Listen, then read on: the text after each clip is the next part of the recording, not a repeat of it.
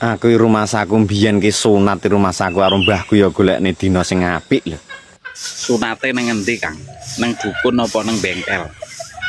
Nek aku sunat ya ning mantri sunatno kae kok ora ning bengkel ngono kuwi terus. Oh, tak kira nek sunat nang bengkel. Berarti sunat nih mantri ya, Kang. Ya umume wong sunat ning mantri ngono kae lho. Lah nek bar sunat no ki modele bentuke piye, Kang? Wis modele bentuke barang ya mening. Nek ngono wis saiki wani rabi to, Kang, wani golek kenalan to. Tapi aku jan gumun, tenanan nih aku. Lah gumun kenapa? Wong wedok lek tak kenalno ki wedi. Wedi perkara kowe ireng ya, Kang.